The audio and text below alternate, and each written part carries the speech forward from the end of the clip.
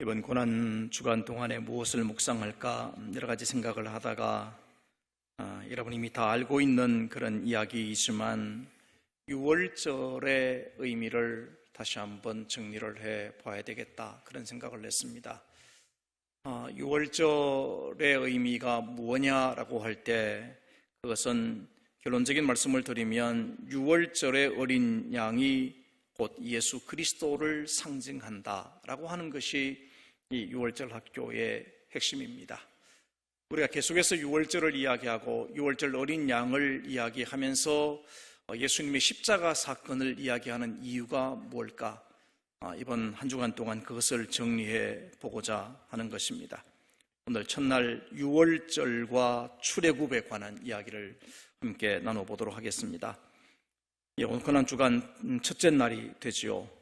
우리가 고난주간을 지키는 이유가 있습니다. 우리를 구원하기 위하여 고난받으시고 십자가에 죽으신 예수님을 깊이 생각하면서 자신을 돌아보고 죄를 고백하고 용서를 구하고 주님이 고난을 받으셨듯이 우리도 고난을 참고 인내하며 승리하는 삶을 살 것을 다짐하는 기간, 그게 고난주간이다, 이렇게 말할 겁니다.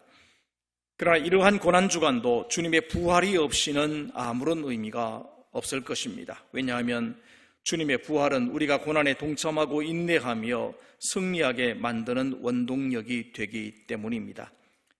이러한 고난주간과 부활절을 맞이하여 우리는 구약에 나타난 절기들을 공부해 보려고 합니다. 왜냐하면 구약에 나타난 절기들은 다음과 같은 특징이 있습니다. 첫째는요, 구약의 절기는 하나님께서 정하신 때 또는 하나님의 시간표를 의미하기 때문입니다. 구약 성경에서 절기를 의미하는 데 사용된 단어가 두 단어입니다. 하그라는 단어와 모에드라고 하는 두 단어가 주로 사용이 되는데 이 단어는 이런 뜻을 가지고 있습니다. 먼저 하그라는 말은 어원적으로 빙빙 돈다, 돌다 또는 춤추다의 의미를 가지고 있는 단어로 축제의 성격을 나타낸다고 볼 수 있습니다. 예를 들면 장막절 같은 경우는 거의 축제에 가까운 절기를 지키거든요. 축제를 뜻하는 말이고, 모에드라는 말은 어원적으로 정하다라고 하는 의미에서 의미하는 단어에서 파생이 되었습니다. 그래서 모에드는 정해진 때, 정해진 시기를 의미합니다. 하나님이 정해놓으신 때에 대한 사상은 구약 성경에 나타난 모든 절기에서 동일하게 반영이 됩니다. 그러므로 구약 성경에 나타난 절기는 하나님께서 정하신 때를 의미하며 동시에 축제의 성격을 가지고 있다, 이렇게 볼 수 있습니다. 즉 구약의 절기는 하나님에 의해서 하나님의 때에 하나님의 방법으로 지키도록 하나님이 제정하신 것입니다. 이게 구약의 절기의 중요한 첫 번째 의미고요. 두 번째로 구약의 절기는 예수 그리스도의 사역을 예표해 줍니다. 여러분, 예표라는 말을 아시죠? 미리 보여준다, 그런 것입니다. 예수님의 사역을 미리 보여주고 있습니다. 구약 성서에 나타난 절기들은 하나님께서 정해 주셨습니다. 그러므로 우리는 다음과 같이 두 가지를 생각할 수 있습니다. 첫째는 이러한 절기들은 하나님의 역사와 관계된 것들로 하나님께서 그 때와 방법을 직접 계획하고 지정해 주셨다라고 하는 것이고요. 또 한 가지는 하나님이 정해주신 절기들은 역사적, 상징적, 그리고 영적 의미를 포함하고 있다. 다시 말하면 구약의 절기는 상당히 중요한 영적인, 상징적인 의미를 담고 있다, 이렇게 말할 수 있습니다. 그렇다면 이러한 구약 성경의 절기들은 어떠한 상징적 또는 영적인 의미를 가지고 있는 것입니까? 신약 성경은 우리로 하여금 구약 성경의 절기들에 대해 상징적 그리고 영적 의미들을 연구할 수 있는 단서를 제공해 주고 있습니다. 예수님께서는 성경이 그리스도를 증거하고 구약의 모든 기록이 바로 예수님에 관한 말씀이라고 하고 있습니다. 우리 두 구절을 같이 한번 읽어보겠습니다. 너희가 성경에서 영생을 얻는 줄 생각하고 성경을 연구하거니와 이 성경이 곧 내게 대하여 증언하는 것이니라. 모세를 믿었더라면 또 나를 믿었으리니 이는 그가 내게 대하여 기록하였음이라. 아멘. 이 앞에서 말하는 이 성경은 아직 신약 성경이 서해지지 않았기 때문에 구약 성경을 뜻합니다. 그러니까 구약 성경 전체를 의미하는 것이죠. 그 다음에 뒤에 나오고 있는 요한복음 5장 46절의 말씀은 모세를 믿는다, 또 모세를 믿었더라면 이라고 말하는 것은 모세가 쓴 오경을 뜻하는 것입니다. 창세기, 출애굽기, 레위기, 민수기, 신명기, 창출, 레민신, 이 5개의 성경을 모세 오경이라고 말하죠. 이렇게 볼 때 모세 오경을 포함해서 구약 성경 전체가 그리스도를 조명하고 있다 하는 것입니다. 그럼 간단하게 설명하면 이렇습니다. 구약이 뭡니까? 옛 약속이잖아요. 약속입니다. 약속은 어떤 겁니까? 앞으로 뭔가 이루어질 거라고 하는 것을 미리 예고하는 것이 약속이잖아요. 그런 의미에서 구약을 이렇게 표현할 수 있습니다. 구약은 예수님을 가리키는 손가락이다, 이렇게 볼 수 있습니다. 구약 전체가 예수님을 가리키고 있어요. 그리고 예수님이 오셨습니다. 신약은 또 새로운 약속이잖아요. 그 새로운 약속은 뭡니까? 주님이 다시 오실 것이라고 하는 것을 가리키는 손가락입니다. 그렇게 생각하시면 돼요. 구약 전체는 예수님이 오실 것을 가리키는 손가락이고, 그리고 예수님이 오셨고, 약속대로 오셨고, 그리고 신약의 말씀들은 또다시 주님이 행하신 일들과 다시 오실 일에 관해서 가리키고 있는 새로운 약속이다. 그래서 구약과 신약이다, 이렇게 이해를 하시면 여러분 이해하기가 쉬울 것입니다. 구약 성경이 예수님에 대한 기록이라면 구약의 절기 또한 예수님에 대한 상징적 영적 의미들을 담고 있는 하나님의 말씀이라고 할 수 있습니다. 히브리서 저자는 율법이 바로 그리스도의 모형이라고 말합니다. 같이 한번 읽어봅니다. 율법은 장차 올 좋은 일의 그림자일 뿐이요 참 형상이 아니므로. 여러분, 모형이 뭡니까?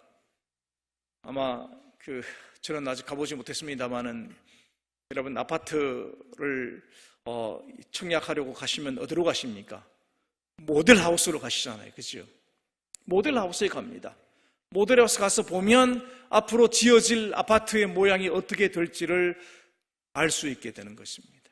그런 의미에서 구약의 절기들은 예수님의 어떤 그런 사역에 대한 하나의 모형으로서 우리에게 모습을 보여주고 있다라고 하는 것입니다.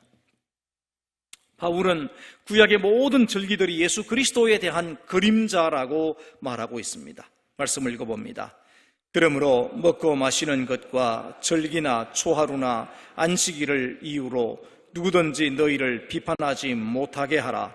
이것들은 장래일의 그림자이나 몸은 그리스도의 것이니라. 아멘. 그림자. 여러분, 사람마다 그림자 모양이 다 다르지요. 근데 그림자는 그 사람은 아닙니다. 그림자일 뿐이죠. 사람은 따로 있습니다.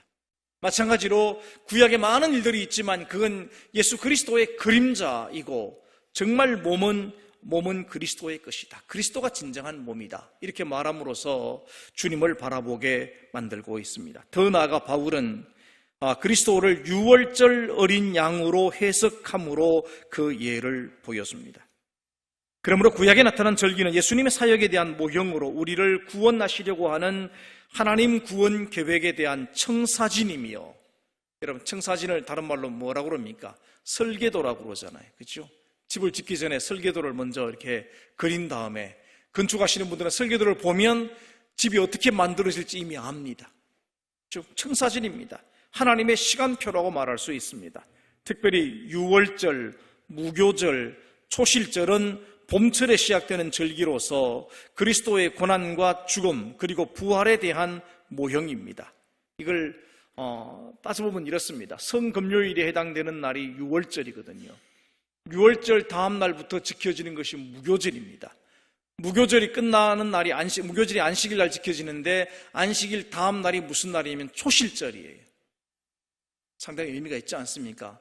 예수님은 유월절에 돌아가시고 무교절에 무덤에 계셨고 초실절, 첫 열매가 되는 초실절 아침에 부활하신 거예요. 시간으로 따지면 그렇다는 겁니다. 그러니까 구약에서 지켜왔던 그 절기가 기가 막히게도 예수님의 어떤 그런 죽으심과 부활과 깊은 관련을 가지고 나타나고 있는 것입니다.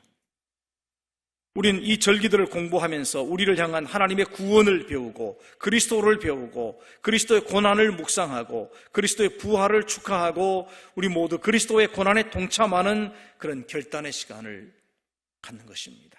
한번 보십시다. 첫 번째로 유월절은 무엇을 말하고 있는가? 유월절은 뭘 말한다고요?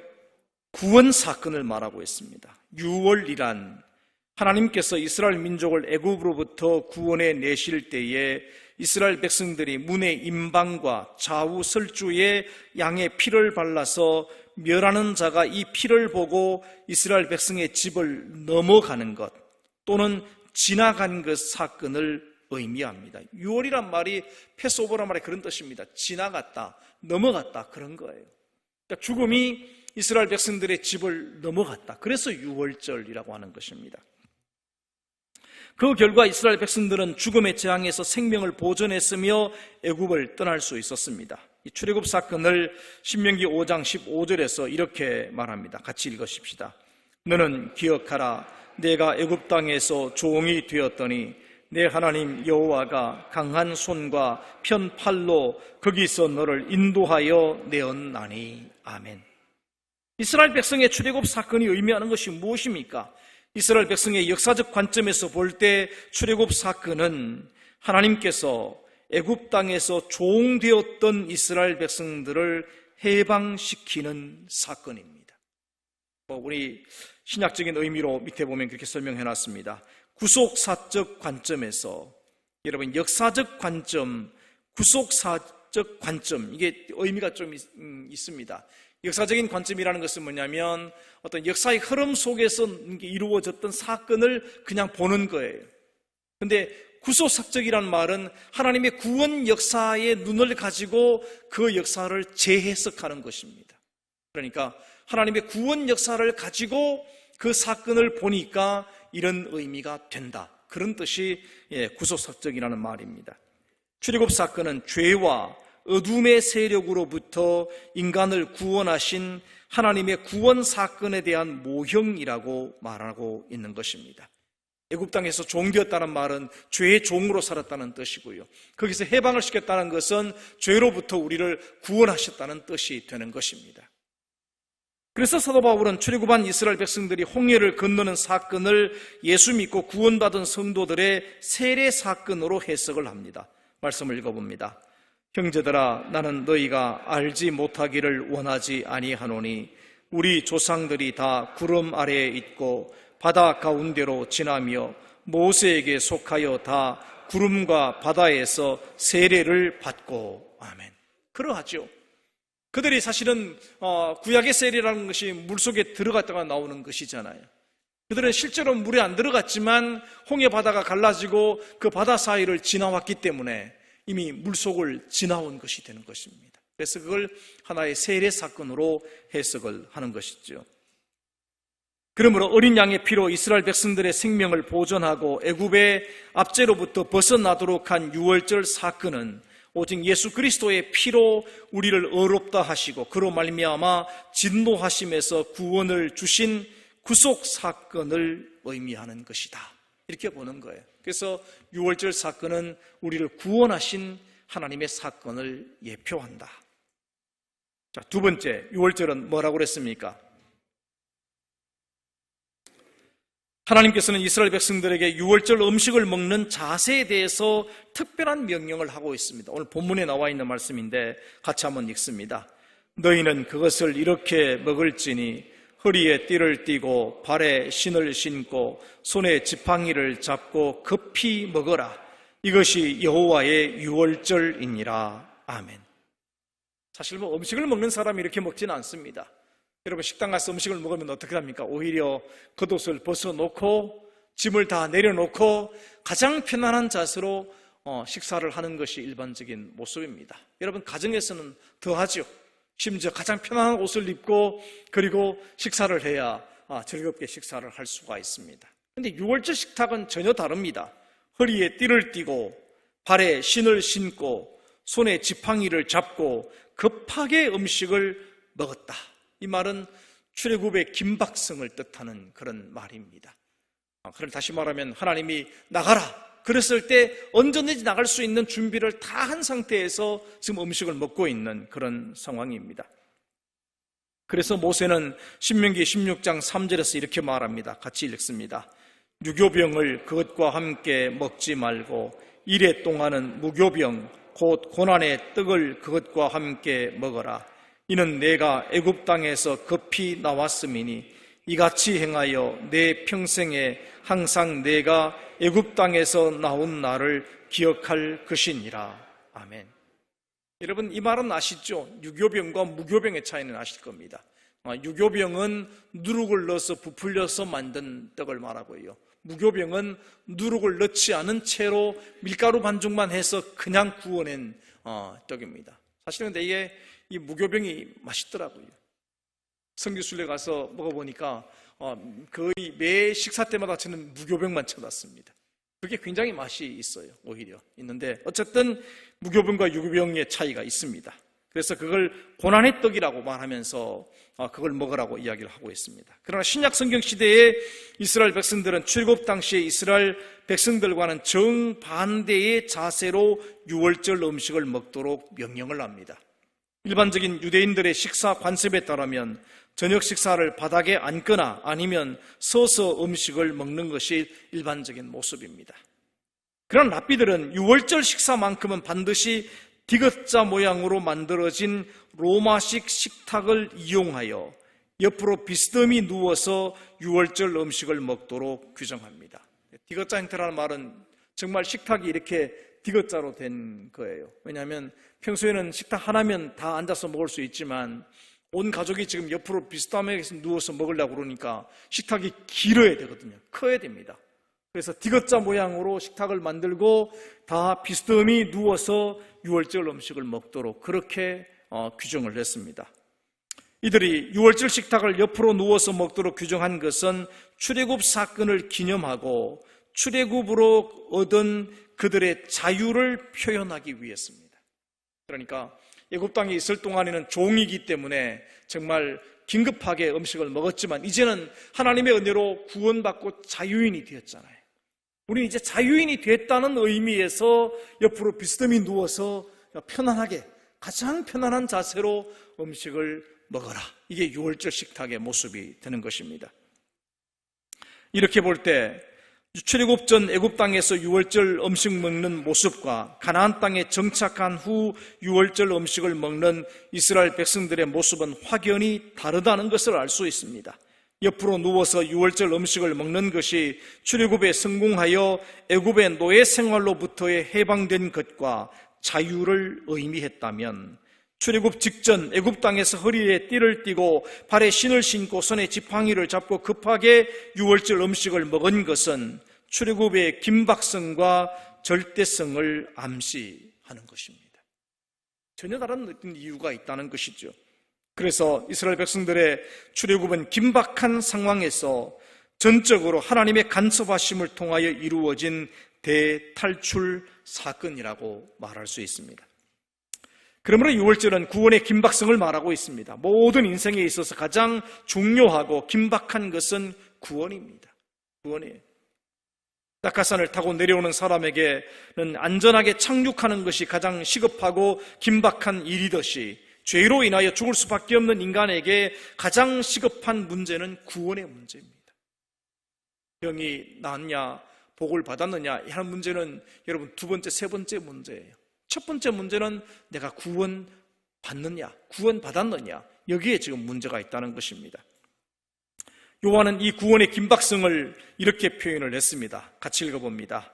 이미 도끼가 나무 뿌리에 놓였으니 좋은 열매를 맺지 아니하는 나무마다 찍혀 불에 던져지리라.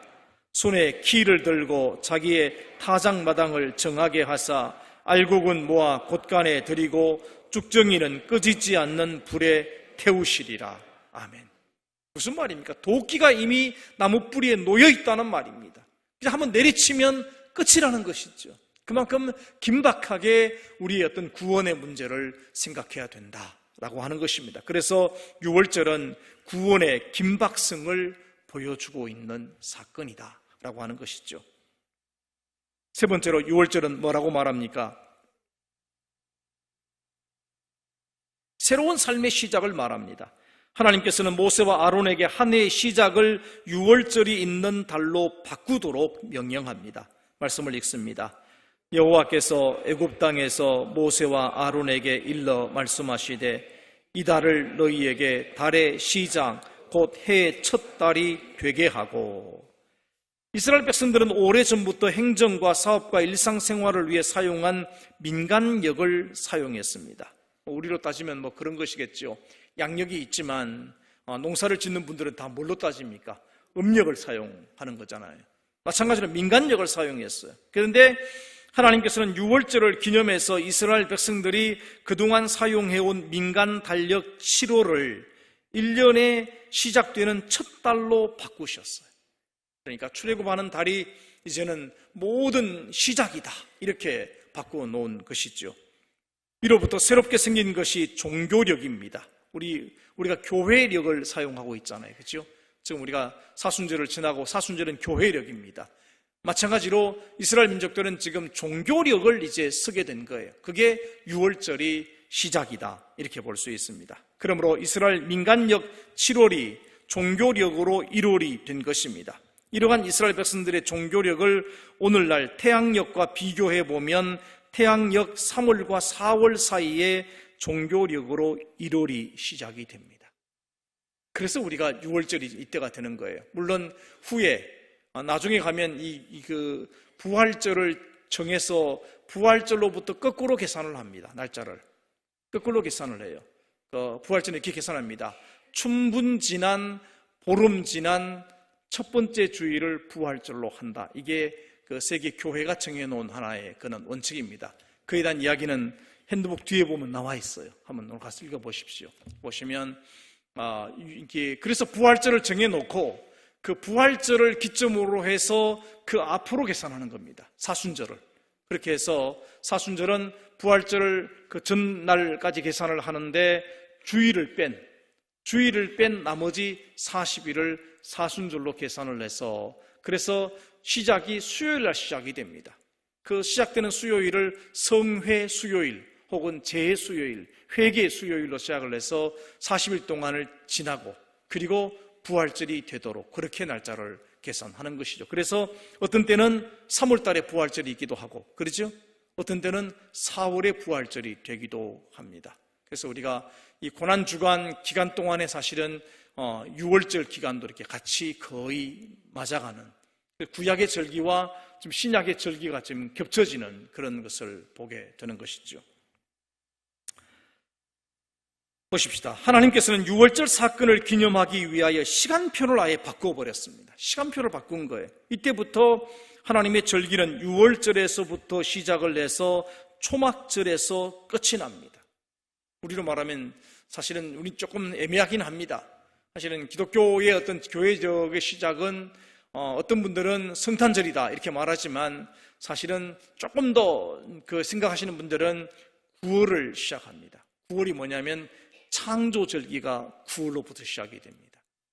하나님의 창조 역사로부터 시작을 해서 그리고 이제 한 바퀴를 돌아서 또 한 해가 이루어지는 것으로 교회력을 일반적으로 그렇게 보는 것이기도 하거든요. 근데 또 이제 강조하는 그런 그 교단에 따라서는 성탄절이 예수님의 탄생이니까 그때부터 시작이다 이렇게 보기도 합니다. 근데 그건 중요하지 않아요. 어쨌든 우리 1년의 어떤 신앙생활을 교회력과 더불어서 우리 신앙의 삶을 살고 있다라고 하는 것이 더 중요한 의미가 될 것입니다. 적어도 유대인들은 그렇게 합니다. 6월절부터 시작을 해서 초막절이 되어야 한 해의 어떤 절기가 끝이 나는 것으로 그렇게 생각을 하는 것입니다.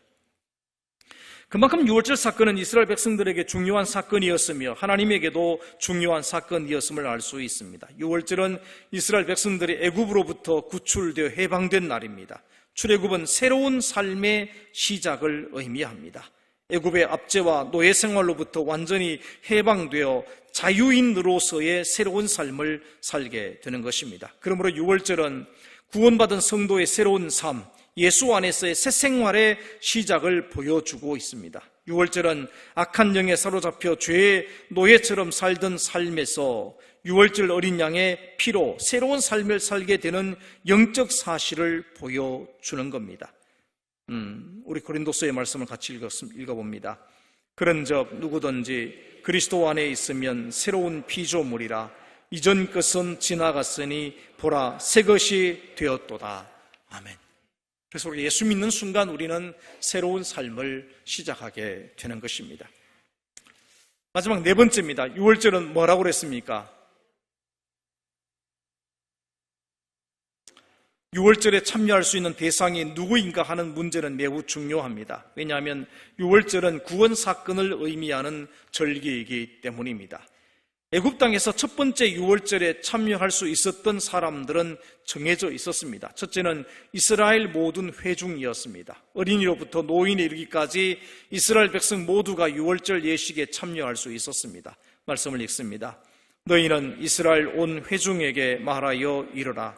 이달 열흘에 너희 각자가 어린 양을 잡을지니 각 가족대로 그 식구를 위하여 어린 양을 취하되. 여기 보면 모든 가족이 다 유월절 이 예식에 참여할 수 있는 것으로 말씀을 하고 있고요. 두 번째는 하나님께서는 장기간 이스라엘 사람들과 함께 거하는 타국인이나 돈으로 산 종은, 그다음에 조건이 있습니다. 할례를 받은 후에 유월절 예식에 참여할 수 있도록 허락했습니다. 그러니까 일시적으로 이스라엘 백성과 함께 거하는 사람들은 동참할 수 없었어요.